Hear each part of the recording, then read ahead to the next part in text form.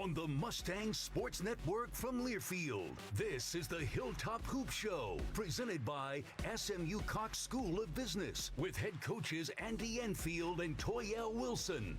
And now, live from Ozona Grill and Bar on Greenville Avenue, here is your host, Rich Phillips. Good evening and welcome to another week of the Hilltop Hoops. We are here at Ozona Grill and Bar, and on the SMU Mustangs Facebook page, we will have Andy Enfield up here in a few minutes to talk about the SMU men's team.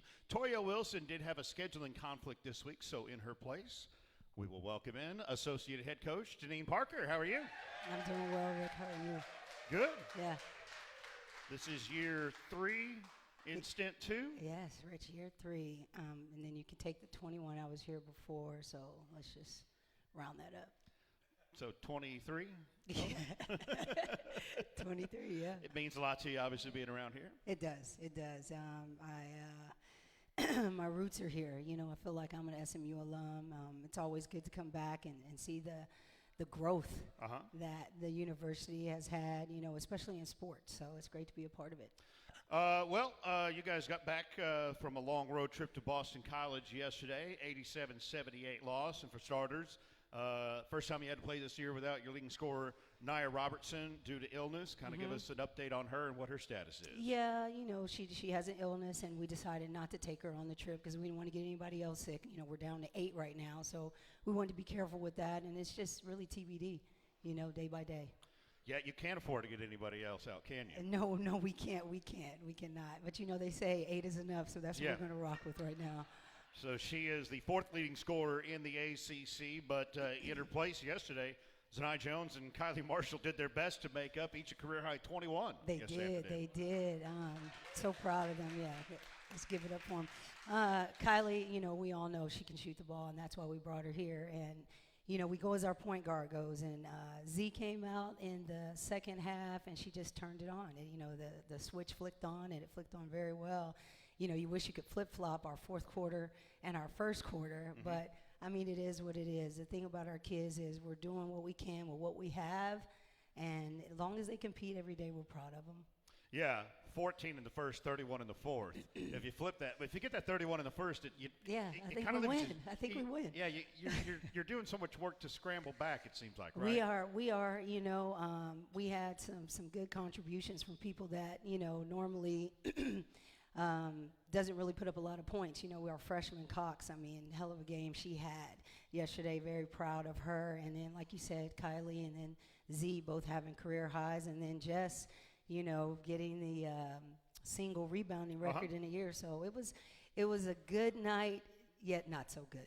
Yeah, Jessica Peterson, only 4 rebounds yesterday, which is obviously a bit below her average, but that's 341 on the year. That breaks Alicia Frawling's SMU record for a single season, and I know she did a lot of rebounding too. I think she has 2 of the top 4 on the list. So. Yeah, F was fun to coach, and you know, but it's wow, I've coached both of them, so it's nice to be a part of both of those kids, you know, accomplishments. But very proud of Jess, and she's not done yet.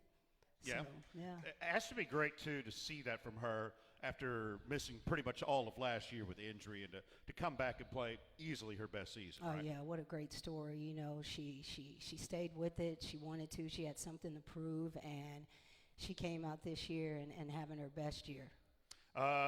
Then Thursday, you guys were in Winston-Salem to play Wake Forest. Close one there, 67-64. Jess was very impressive, by the way. Peterson, 17 points, 18 rebounds. That was a 5th consecutive double-double, and tied for the league lead with 14 of those this year. Yeah. I mean, you have to have her on the floor. You know, between her and TK, I mean, they take up the bulk of our rebounding. So, again, very happy with Jess and what she's brought to the table this year and much needed. Again, down early in that game, like we just talked about, and a lot of scrambling back, and just got within, 2, I think, in the closing minutes of that game? Yeah, it was I mean, the thing is, you know, yes, 12 losses in a row. But every game, you know, for the most part, our girls have been right there. You're talking single digits. And, you know, as a coach, as a coaching staff, you know, we're still proud of our girls because they could just really fall down and just, you know, give up. And, you know, we're proud of their fight, and we'll continue to fight these next 2 games and, you know, see what happens. Maybe we can break a couple of hearts. with a couple of wins. Maybe so. You got 2 games, both at home this week. Right. To close out the season. Thursday night, Virginia will be at Moody Coliseum, 7 o'clock tip. It'll be on the ACCNX, which you can find on your ESPN app. And, of course, John Hendry will have it on the SMU Mustangs app. It's going to be senior night, too. I believe, 5 girls going through senior night? 5 of them, yes. It's going to be bittersweet. It's nice to see these girls get a great education and go on whatever they decide to do, and in their life. And it'll be exciting, too, to bring some new Mustangs in here. Virginia with Kamora Johnson, she's 6th in the ACC in scoring at 18 a game. Letitia Lattimore 6th in rebounding at 8.5. And looking over them, size is a big deal, a big advantage they're going to have, right? Yeah, they're pretty good, very athletic, but we got something for them. We were back in the lab, trying to cook up a few things, see what we can come up with. But yes, I believe she's 6th in scoring, Kamora in the league, and so it's gonna be a fight. Of course, TK and a lot of our other players will have their hands full, but as always, they're up for the challenge. And then Sunday, NC State comes in. That's an 11 a.m. tip on the ACC Network. Fan Appreciation Day at Moody Coliseum Sunday. And the Wolfpack, they're only coming off of a win over number 1 Notre Dame yesterday. Yeah, that was quite a game, wasn't it? It was. Yeah, it went double overtime, I do believe. Yeah, they're good. I mean, we're in a great league. The ACC is a tough league. But again, they'll come in. That's our last game. Our girls are going to compete in front of our family, friends, and fans, and we're going to give it our best. That's one thing about this league. It's the best in women's college basketball, I think, is it not? But there's 5 or 6 in the top 25. NC State's number 9, and it's been an amazing step up here this year. Yeah, sometimes it's like you're playing in the NCAA tournament. You're just in conference play. But yes, it's a tough league. It's exciting. Yeah. It's exciting to play on this level. Who doesn't want to play on this stage? Of course, being down some players.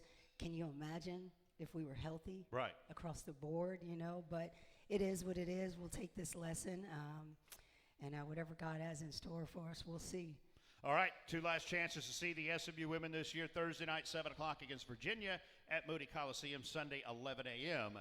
at home against NC State. Deneen, thank you so much for filling in for Toyelle tonight. Appreciate it. Yes. Deneen Parker here joining us in. This segment was brought to you by Ozona Grill and Bar on Greenville Avenue, with the best patio in town, and happy hour from 4 to 7 every Sunday through Friday. Specials including free chips and salsa. Ozona Grill and Bar, find your comfort zone. Andy Enfield will join me next here on the Hilltop Hoops Show.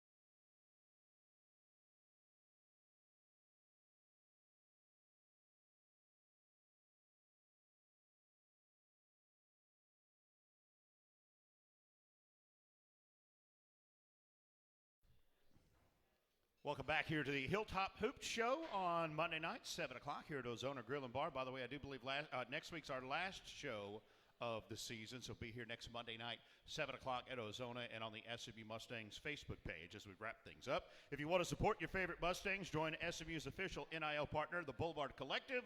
The Boulevard leverages NIL and the DFW community to develop excellence and leadership capabilities in SMU student athletes while supporting the missions of SMU and the SMU Athletic Department. Visit boulevardcollective.com to join and learn more. Now let's welcome up here to the stage SMU men's basketball coach Andy Enfield. Raucous group tonight. Great group. How are you? Doing well.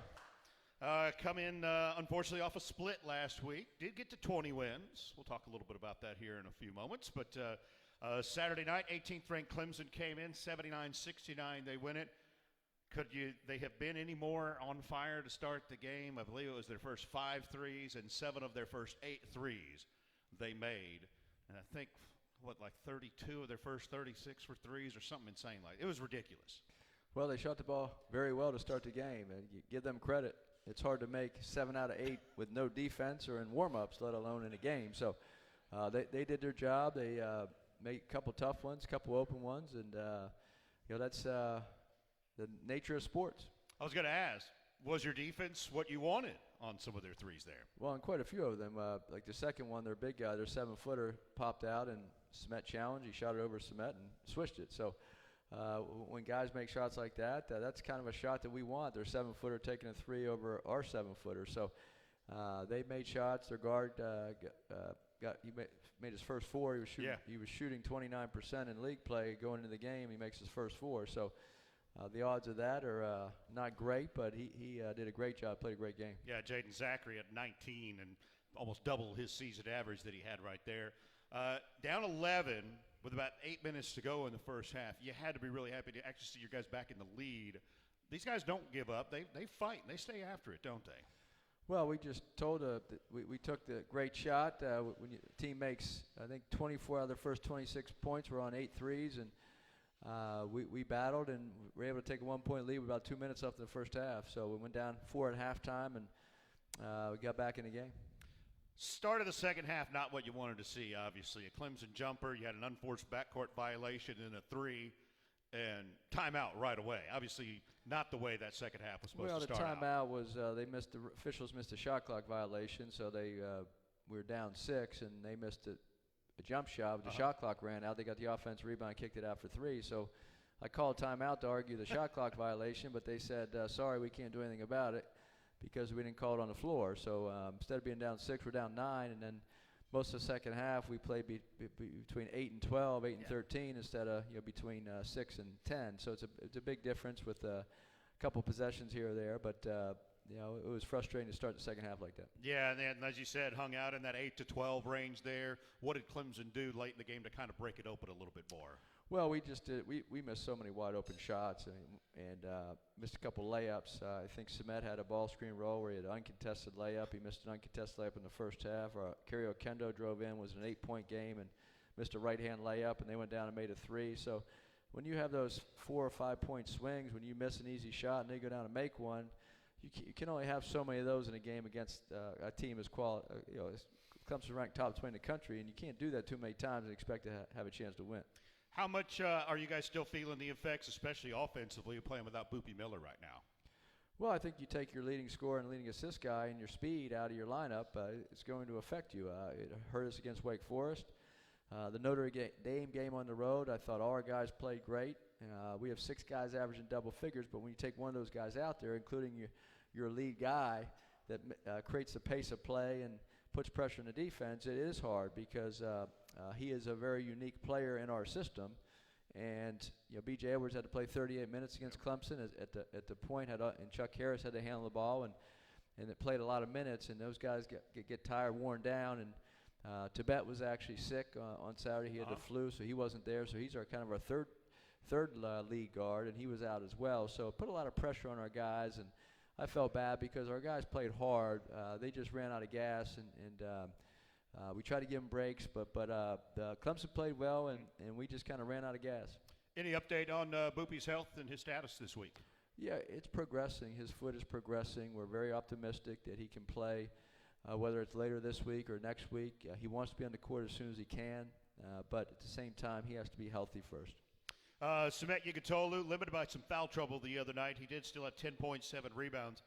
I was pretty impressed with how he played a long stretch, 7 or 8 minutes there in the second half when you put him back in with 4 fouls, and he didn't make a mistake and pick up that 5th one. He played well, I thought, with the 4 fouls. Yeah, at halftime he had no fouls, and he picked up 3 very quickly and then brought him back in and picked the 4th one up. So a lot of that is avoidable. I think as he grows as a player and understands the time and score of the game and where we are and how valuable he is, he can eliminate a couple of those cheap fouls he gets by pushing and shoving. But he gets in these matches where these guys are very physical with him, and he gets frustrated. And sometimes, like the one play, he went to catch a ball, and their center wrapped him around the waist and pulled him back and then stole the ball, and there was no foul call. And he got frustrated and went down and fouled him at the other end because he was mad. So I think as he matures and keeps getting better, hopefully we can eliminate some of that. He wasn't going to give up on that one tie ball either, was he? Well, that edge is really what makes him a great player. No doubt. He's a very, very tough player. That Victor Locken he had to play against the other night, that's a veteran guy. He was a quality player, too, that's played a ton of basketball and had a great game, I thought. Well, he's one of the best centers in the country, and you're talking about a guy that's 4 years in college, and Smet hasn't been through his first year yet. So I was proud of Smet. We're all proud of him, how much he's developed this season, and he's been very instrumental and helped us win a lot of games. You mentioned Tibet Gorner was out with illness the other night. You went with A.J. George as your first man off the bench. The last week and a half, he's had a really good response for you, hasn't he, with increased minutes? Well, we've always said that our guys on our bench are good players. They just don't get as much opportunity throughout the season because you can only play so many as a head coach, and you have a rotation. AJ's done a terrific job the last few games of coming in, giving us that spark off the bench. Yeah, he's a guy who was a double-digit scorer at Long Beach State last year. He's in a crowded position, though, on your team until the injuries have come about. But it means a lot, doesn't it, to see these guys that keep working, and he is ready, and he's been ready when you've called upon him. Well, that's an impressive thing. You sit there and watch your teammates play for most of the season and bulk of the minutes. Now, he did get in quite a few games and has played some and helped us. But to get an expanded role at really the stretch of the season where we're playing ranked teams and every game means so much, he's just done an amazing job. I'm very proud of him. Other game last week was a 97-73 win on Wednesday night at Notre Dame. Much different story. You're up 25-5, middle of the first half, and never looked back. And I couldn't believe when I looked down about 9 minutes left of the first half, and Cario Oquendo already had 15 points. My God, he was on fire and ended with 25. He's a guy who can really ignite your offense, isn't he? Well, he played about as efficiently as we've had any player play this season. 25 points on 10 shots. He drove to the basket. He made threes. He was really good on defense. He got fouled on 3 lob dunks. Was fouled 3 times, so we kept going back to him, and his teammates found him, and just a very impressive performance. You won rebounding by 23 against Notre Dame. You really, both games this week, you dominated on the glass. You lead the league, 19th in the nation in rebounds per game, 21st in rebound margin. Did you expect your team to be this good of a rebounding team this year? No, we had no clue. Preseason, we were a very poor defensive team. We were a poor rebounding team. Obviously, getting Smet eligible to play was a big plus for us. But the other guys have done a great job of just understanding that was a weakness of ours and now is a strength. Obviously, Smet gets him. Matt Cross leads you in rebounding. He's top 5 in the league. But guys like B.J. Edwards have made a big difference for you on the glass, haven't they? Well, B.J.'s had some big Boopy Miller's had some. Yeah, he had 9 rebounds. B.J. had 9 rebounds last game or last week. So for a guard to go in there, Cario had 8 against, I believe, 8 or 9 against Wake Forest. So we challenge our guards that our big guys can box out sometimes, but that ball bounces, you have to go get it. And Matt Cross is the best, probably in our whole league, of rebounding out of his area. He goes out of his area. So to be a great rebounder, a lot of guys can sit there and let the ball fall in your hands. It's when that ball is, you have to anticipate where it goes, and then you have to have the ability and the toughness to go get it. Yeah. A lot of it's angles. You got to know the percentages of where it's going to go, where it's missed, right? Yeah, I don't know about percentages in your head while that ball's in the air. So sometimes just a feel. You look up and you say, okay, that might be short or long, but usually the best rebounders have the ability to go out of their area and at least tip the ball to themselves or to a teammate. It's hard work. That gets it done a lot of times on rebounding. Our segment each week with Andy Enfield is brought to you by the SMU Cox School of Business. Long-term career success begins at the SMU Cox School of Business with the number 27 full-time MBA in the nation. And our commitment to your success, new state-of-the-art facilities, and welcoming national network combine to help open doors here in Dallas and beyond. Learn more at smu.edu/Cox/Pony Express. I did mention right off the top, you got to 20 wins with a win over Notre Dame. Where do you rank that as an accomplishment in year 1 with your program? Well, we feel great about that. We when Boopy was hurt, I guess we were 19-5, and we were playing our best basketball of the season, just won 5 in a row. And then we had to play with Wake Forest without him and didn't turn out as well. And our goal was just to go to Notre Dame and win our 20th game and forget about Thursday, Friday, playing Clemson. We just forget about the rest of it. Just try to win our 20th game on the road, and that meant a lot to our players, a lot to our program. To be 20-6 at the time and be 6-1 on the road in the ACC in SMU's first season in the ACC. So, that's always a barometer. A 20-win season means you're pretty good, and we have a lot of basketball left to play. And hopefully we don't end the year with 20 wins. Let's hope not. Yeah, you mentioned 6-1 on the road in conference play. That's right up there with Duke, Louisville, Clemson. That's what they're doing, right? Playing like that on the road. Yeah, you always try to split your road games and win your home games, but we're kind of the opposite. We split our home games and win the road game. You are still tied with Wake Forest, 4th in the league. Do you take an approach with your guys here over these last 2 weeks that you still have a really good shot at that double bye in the conference tournament finishing top 4? Well, right there, the top 4 get the double bye, and the single bye is probably almost guaranteed. But we have some very good opponents on the road with Cal, and then Stanford's 2 games behind us in the standings, and of course North Carolina's 1 game behind. So just because we're tied for 4th doesn't mean anything right now. We're trying to take it game by game, and obviously the more rest you have during the conference tournament is helpful.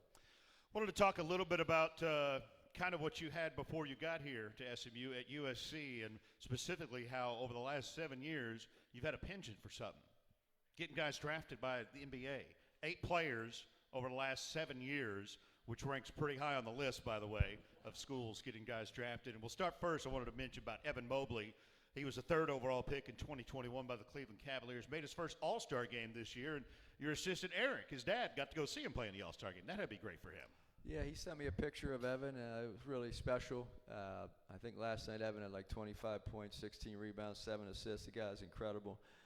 He's become one of the best players in the world. And to see him, we recruited him when he was in 9th, 10th grade, when he was, I can remember playing on his official visit in Temecula and playing ping pong against him when he was a junior, about to be a senior. And I'm a good ping pong player, but so was he. and he beat me on his home court. The net was tilted over a little to my, so every time he hit the net, it just kind of dribbled over. So it was under protest. But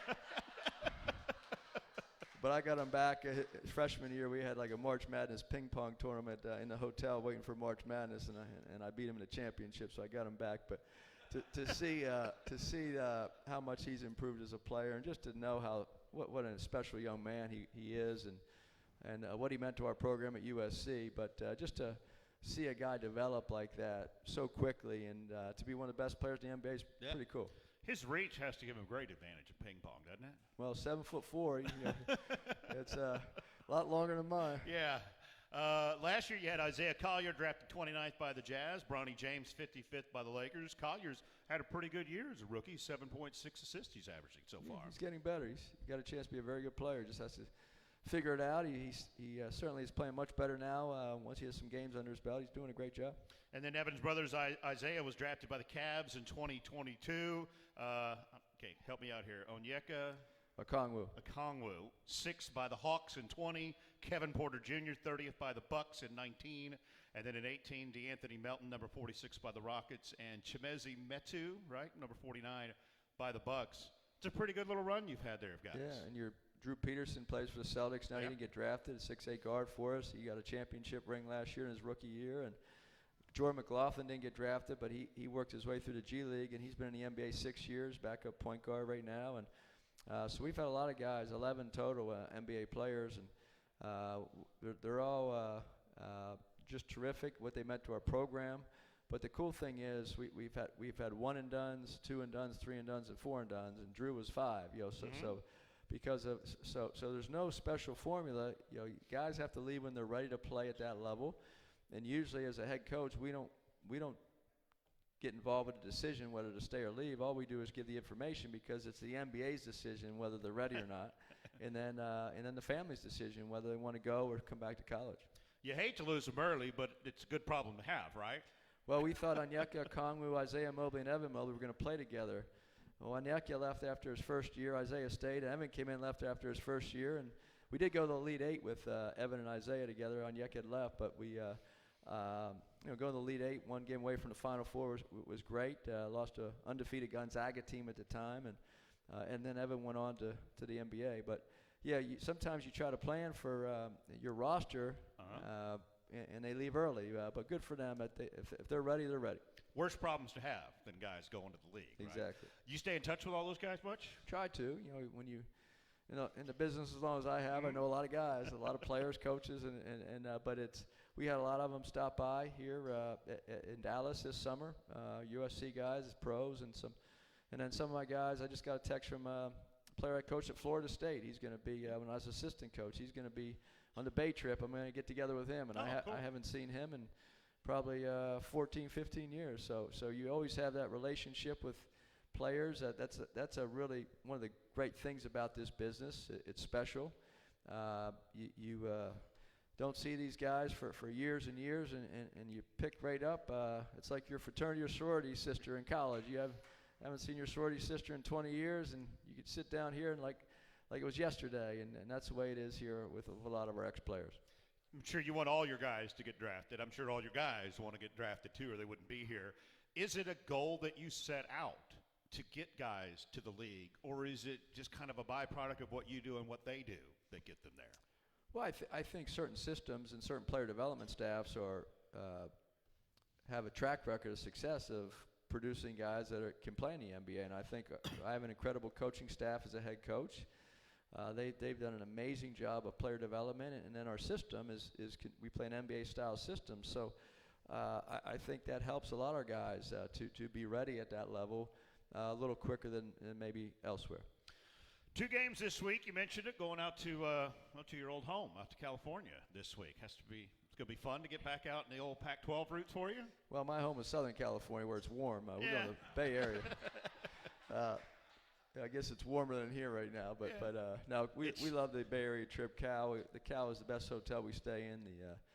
The old hotel on the hillside where you can see Alcatraz, where you don't want to be, but you can see the Golden Gate Bridge, and then Stanford is Stanford. So we're looking forward to the trip. Hopefully we play well. It's certainly not going to be weather like South Bend, that's for sure. No, that was. Although oddly enough, the weather was the same here. Temperature-wise, at least last week. Yeah, I actually enjoy. I've never been to Notre Dame before. Me neither. And so we stayed on that hotel on campus. What a great place! Had the fireplaces and walked around campus, and then we won the game and played great. So we had an amazing trip. Yeah, I got to see the Basilica and touchdown Jesus. That's what I went for, right? Maybe that's why we won. Maybe it was. Maybe it was. The Golden Bears at 12 and 15, 5 and 11 in the league. It's going to be a bit different though than when we saw them last month, because both teams are going to have their big man in this game. Submet, you could totally miss that game with a shoulder. And Cal's Matty Sissoko was out. He'll be back. How much does that change the way this game could be played? Yeah, Big Submet didn't play. Now we're without Boopy, so it'll be different. They didn't have 2 of their guys, so this will be a new game. Cal's very talented offensively. They're explosive, and they have a lot of guys who can score the ball. Yeah, and the guy who scores it the most also didn't play last time. Andrei Stojakovic averages 17.5 points per game. How much does that change what your defense will have to do against him? Well, it doesn't change. We go out and play our type of defense and try to challenge every shot he takes.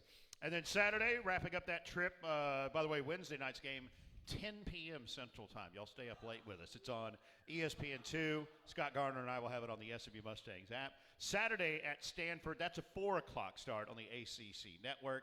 The Cardinals 17 and 10. They're 9 and 7 in the league. Maxime Reynaud still the league leader. 19.9 points per game, 11.2 rebounds. He got his numbers here, I guess, with 18 and 10, but I think 15 of his points came really early in the game. How did y'all change the way things went? He really got frustrated, I thought, as that game wore on. Well, I thought Submet did a great job guarding him, and then our team did a great job guarding. We got out to a big lead by playing really hard on defense, and we were active. We had some deflections and steals, and we made some shots. So we played a complete game against Stanford, especially to be up so much at halftime, but they're very good. They're very good at home, and Maxine is one of the best big men in the country. And then Osiah Sellers, one of your old guys from USA, he ended up with 19. What do you need to see done better against him on Saturday afternoon? Well, he got most of his points when the game was decided, but he's a dynamic jump shooter. He's one of the best shooters we've ever coached as a staff. That's why we recruit him, and he's worked very hard in his game. I'm very proud of him because he, as a freshman, sophomore, he played at USC for us. But then you like to see guys that keep getting better and better throughout their career, and he's done that. He's averaging, 14 a game in the ACC. That's really good, and he's turned himself into an outstanding player. Kind of like a pro schedule this week. We've done it once before, staying on the road. You guys like staying on the road like this? Well, the 5-day, 6-day trips, I used to say my family vacations in Hawaii are usually 5 days, and when you got to go on a road trip to play 2 games, it's longer than that. That's a problem. So but we're looking forward to this. It's our first. We had a 2-game trip to Virginia and then Miami, and that turned out well for us. So we'll go out and take it game by game and have some fun. The SMU women this week, 2 home games, Thursday at 7 against Virginia, Sunday at 11 a.m. against NC State, and then the men, Wednesday night at Cal, 10 p.m. Central, Saturday at Stanford at 4 p.m. Coach, appreciate it. Look forward to a good trip this week. Thank you. All right, thank you. Everybody be sure you come back here next week for our final edition this season of the Hilltop Hoop Show. This has been the Hilltop Hoop Show with head coaches Andy Enfield and Toyelle Wilson. Presented by the SMU Cox School of Business and broadcasted live from Ozona Grill and Bar on the Mustangs Sports Network from Learfield.